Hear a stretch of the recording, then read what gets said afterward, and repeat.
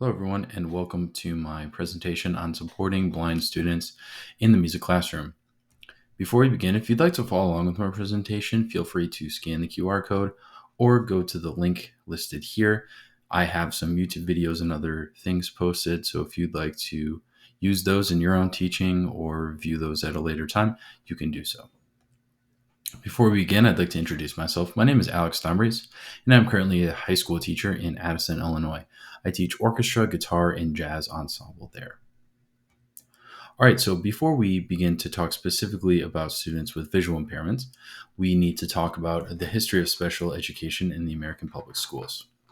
So prior to the Rehabilitation Act of 1973, which is HR 8070, students with disabilities were not served at all in the public education system. Through HR 8070, students with disabilities were given equal access to facilities, services, and treatments. The Individuals with Disabilities Education Act, which we know as IDEA, it became law in 1975, granting students with disabilities access to self-contained academic classrooms within the public school system. A tenet of this law was the least restrictive environment. This required schools to educate every student in the regular classroom as much as possible. It is assumed that many students learn best in general education classroom environments with heterogeneous grouping. Not only did IDEA give students with disabilities access to free appropriate public education, which we know as FAPE, but it also allowed students with disabilities to access certain disciplines. Whenever possible, students with disabilities should be placed and included in the public education system and mainstreamed in classes such as art and music. This was really the first time that students with exceptionalities were mainstreamed into music classes. This allowed them the same musical experiences as general education students. IDEA was amended in 1997 to focus on improving the screening process for students with disabilities and for early diagnosis and service. With the development of individualized education programs, which we know as IEPs, focused on improving education results while the students are in inclusive classrooms. This gives us access to ways to better provide instruction to our students with disabilities. So before we continue, we're just going to talk about what we typically mean when we see visually impaired or blind students. The definition we have here: students due to their visual acuity and or visual fields met the requirements for official registration by an ophthalmologist. So these students will be referred to and diagnosed by a medical doctor. And many terms do overlap in this field, so you will hear blind, sight impaired, partially sighted, and low vision, but that is all under the umbrella of visually impaired. So before we get to talking about music, Braille is an important piece of a blind student or low vision student's way of communication. So the history of Braille was developed by Louis Braille in France in the early 19th century. And this is a 43 symbol system of touch reading and writing for blind people or low vision students. In its simplest form, Braille consists of arrangements of raised dots representing letters, numbers, and some punctuation marks, but most often today it includes contractions representing groups of letters or whole words. This system is still in place today. From the Braille system, the music Braille system was adapted. This allows blind musicians to read and play music. And there are national guidelines for Braille music notations. And you can actually view that at this website, www.brl.org. And the Braille notation system uses combinations of the same 6-dot literary Braille to represent the pitch and rhythm of each Braille note. So I included an example here where you can see what some musical example might look like. So this implementation in the classroom might be new to some of us. So in research, there is really an amazing application called the Braille Music Editor. And the Braille Music Editor allows music educators to create sheets and export them into Braille music, which the students then can print out, and actually allows the students to compose in Braille and then export that. So I have just a quick video to show you how that works. Here's how you can write a piece of music with BME2. Firstly, Insert the author and title of the piece using the text entry window.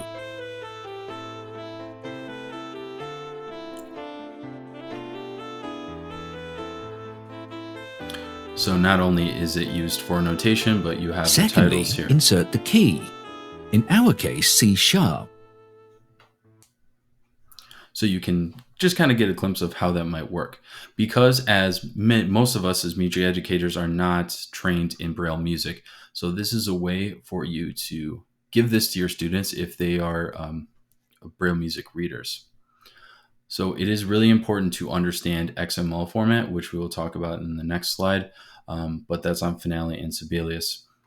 For your students that may have a low vision, modified stave notation is important for you to implement in your adaptations and modifications. Modified stave notation enlarges the music generally and makes a score more consistent, but it also alters the proportion involved. Just as an example, the gaps between the notes from left to right are not as enlarged as much as the vertical gaps. You can use music notation software like Finale or Sibelius that will allow you to change the notation through print settings. And this is really simple adjustment that you can make as a teacher to create a score for your student. And I have a quick video to show you how to do that. This is used with MuseScore, but again, you can use it with any music notation format. What we see here is basically a piece of paper.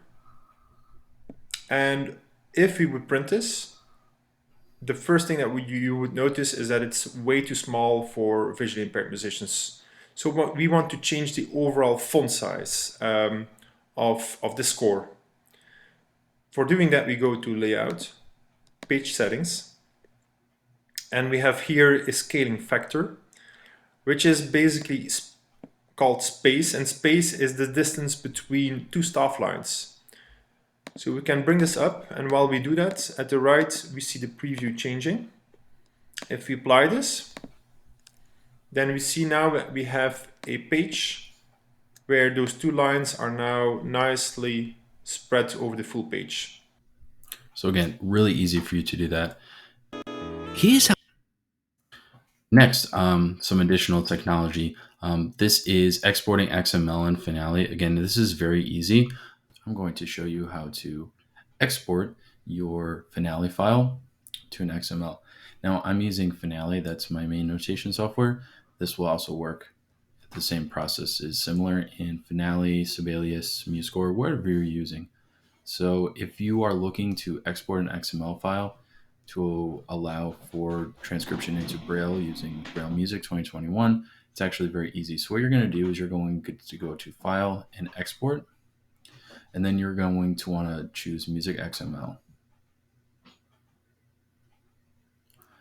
That is going to allow you to save it, and then you can from there upload it to a website. So really easy, and that is the save format that all music notation software uses. Hope you found this helpful. So again, really easy to do that, and then you can take that XML file and use it in a source like Braille Music Editor. Another important technology that can assist blind students is a device called the Braille Note, and I have a picture of that here. This device converts written digital text like Word documents into literary Braille. This device can help students interact with music nomenclature, lyrics, and chord changes. Students can also access activities and lessons that teacher posts on sites like Google Classroom. The Braille Note can also be hooked up to a printer, so students at work in Braille can print out their work and turn it into a teacher in a timely manner without having to worry about transitioning from Braille to standard text. These devices are expensive, but many school districts receive grants to purchase these devices. For example, at my school, all our blind students are provided this with Title I funding. So it is not uncommon to see these, and a lot of government funding provides the access to these devices. All right, so unfortunately, not every blind student has access to technology that we discussed earlier. That means many blind students might not know how to read Braille notation, and many blind students rely on audio cues and memorization to allow them to participate in a music ensemble. And in a study that was conducted by Baker and Green in 2016, they surveyed blind students on how they learn and perform music, and They concluded that many of the interviewees emphasized that Braille music was difficult to learn and that they found audio recordings to be an effective way to learn and participate in the music ensemble. So, this means that access to high quality recordings is essential for blind students to find success in the music classroom. Using a microphone and a digital audio workstation, also known as a DAW, teachers can record themselves or other musicians playing the blind student's part or low vision student's part, so they have the ability to practice and play along with the recording to aid them in music learning. Now, DAWs can be expensive, like Logic or Ableton, but luckily there is a free digital audio workstation called Soundtrap that you can use right now, and it's free, and you just need a microphone or a MIDI controller to create sounds and create recordings for your students. I created a short video on an easy way on creating a recording for your student. Super easy, super fast, and the best part is it's free. Take a look. All right, I'm going to show you how to use Soundtrap as a digital audio workstation to make high quality recordings for your students. So you need to go to soundtrap.com, create a profile. You just use your email and you can create a free profile. Once you have created that, you can go into the studio and this will create a blank template for you. So I'm going to use my MIDI keyboard. That's what's great about Soundtrap. You can use MIDI, lots of other devices, and you can also use a microphone to record as well, but we're going to use MIDI for this example. I'm going to just create a piano sound, and then I am going to just create a simple example recording, so something that you could send to your student. So let's create a simple recording of just the C major scale.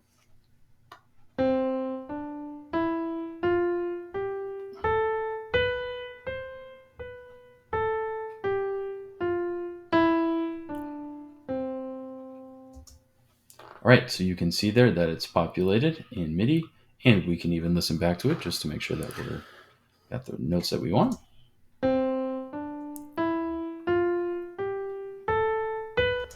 Great, so now once we are done with our recording, it's really easy to create a file that you can then send to students. So you can export this as either an MP3 or WAV.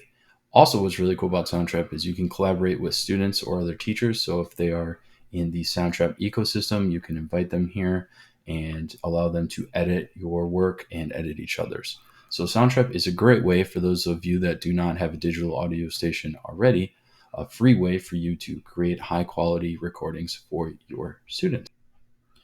Great. So again, love it. It's free. It works really, really great. So if you're not already creating audio recordings for your students, this is a great way to get started. All right. So now we need to think about adaptations and modifications in our day-to-day in the classroom. When you're addressing students, it's really important to think about the ways that you're addressing your students and if it's equitable to your blind and low vision students. So first we need to think about gesture. That's an important aspect of working with blind students. Gesture is deeply and implicitly part of all teaching, rehearsing, and performing. Self-awareness from teachers is crucial in this area. A teacher saying that, hey, that's good or correct, rather than just giving a head nod or saying that is sharp instead of gesturing with your hand up or down, that's going to allow the blind student or low vision student in your class to understand your direction and be able to make changes effectively. Visual metaphors and language is another area that music educators need to be aware of. Musicians often speak of things like bright tone, dark or focus timbre, deep texture, angular melody. And a lot of these metaphors draw parallels with the areas of the visual experience. Many of the blind students that you will have in your classroom have congenital conditions that result in no functional light perception at birth. As a music educator, we must put this into consideration when working with blind students. You need to lesson plan for multiple ways of explaining a technique. Modeling specific sound for desired students is a way to relay that pedagogical information and allows those impaired students to effectively adjust their approach to the music in rehearsal. Another thing you need to be aware of is tactile learning. Blind or low vision students cannot connect with modeling the same way general education students do. Since visually impaired students can't see others playing their instrument, they can't model their technique on any visual example. So the teacher needs to physically show the musicians the correct finger, arm, torso positions and use of the corresponding muscles. An example in the choral classroom might be a vocal teacher placing a student's fingers on their lips to show them the proper vowel shape. In jazz band, a student can feel their way around the cymbals in the drum set to locate the position of the drums properly. So you just have to think about ways that you can physically model for your blind students rather than just visually modeling. Cool. And lastly, with this, music educators need to view their students with exceptionalities as essential members of the ensemble. Inclusion is really integral to that success. It is most effective to have all students work together in a unified classroom. When students and teachers set high standards, students with and without disabilities frequently rise to that challenge. You can take this into account when putting seating charts together. Placing blind students in class next to high achieving students can increase the student success that the blind student success has in the ensemble. Group work allows for students to help and teach each other, promoting the learning in subject matter as well as social skills. And another thing to consider here would be leadership as well. Whenever possible, you should allow blind students to take on a leadership role. Music may be a subject where a student with special needs can demonstrate and develop leadership skills. Something simple as having your blind or low vision students demonstrate a technique or play a short passage for the ensemble can help that student gain confidence and bond with other members of the ensemble. This is something that I've done with my blind students. A lot of my blind students are actually really accomplished musicians and they do a really, really great job. So recognizing them and having them play for students and even having them show students what something should sound like really goes a long way.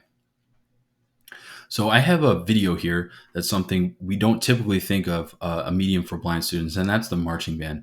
So this is actually from a vision school in Ohio, and you can see how they allow their vision students to participate in marching band. So you can see that the students have a guide with them that are walking them down and putting them in position.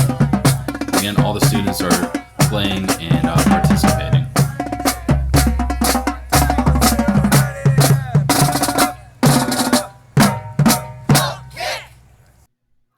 So again, there's really no situation where blind students can't participate. There are many avenues for music educators to adapt their music curriculum to support blind and visually impaired students. If you take the time to explore the technology like Braille Music Educator, music education, music notation software, DAWs for audio recordings, you can better serve the students in your classroom. Careful consideration needs to be placed on the delivery of pedagogy to students. Gestures, metaphors, and tactile learning must be considered by educators when formulating your lesson plans. With extra time spent in seating charts and finding leadership roles, your blind students and visually impaired students will find success and have meaningful learning experiences. So I hope you learned something from my presentation, and here's my references as well if you are curious.